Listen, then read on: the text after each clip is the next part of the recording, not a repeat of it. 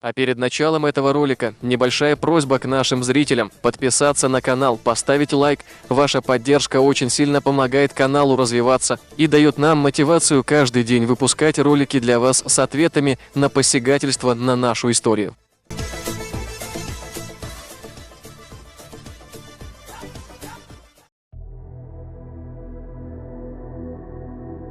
За то время, пока мы занимались разоблачением лжи героя всея Ингушетии Артема Плато, оказывается, Лаймра выполз из своей будки и начала тявкать. Разберем один из его видеороликов. Тут Лаймра показывает источник, в нем говорится, что у чеченцев были колдуны. Далее Лаймра показывает фрагмент, где чеченец говорит, что единственному сыну в семье надевали на ухо серьгу. И слепив все это воедино, Лаймра назвал видео «Цыганские мотивы у чеченцев». Галга не был бы Галга, если бы не занимался фальсификацией. Колдунам удивляются те, у кого даже в 20 веке были жрецы и даже сохранились фотографии.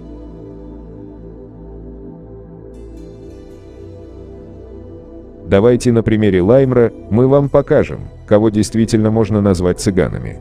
Сначала мы зачитаем ритуалы ингушских колдунов.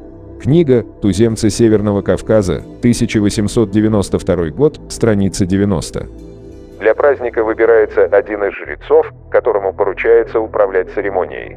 Накануне праздника он отдает приказ, чтобы все взрослые девушки, имеющиеся на лицо, собрались поутру в назначенном месте.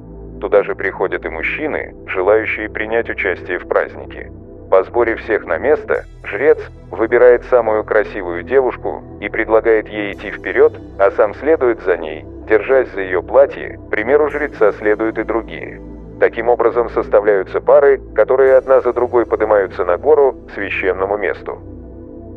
Еще один странный обряд ингушских жрецов – книга «Сборник сведений о кавказских горцах», 1871 год, страница 15. Ингуши верят в то, что если плакать над покойником, убитым священной стрелой, имеется в виду молния, то покойнику будет это до того неприятно, что цвет трупа его изменится, из белого сделается черным. Хоронят его в склеп, сделанном из камня.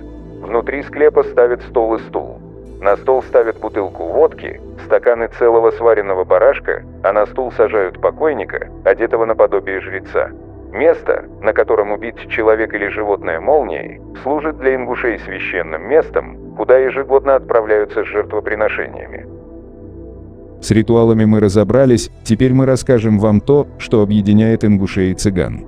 Все мы слышали, как ингуши утверждают, что они выходцы из Индии. Приведем пример, вот это видео. А знаете, у кого еще индийские корни? У цыган. Да, они, как и ингуши, выходцы из Индии. Понты, внешность, одно происхождение. Лай, знайте свое место.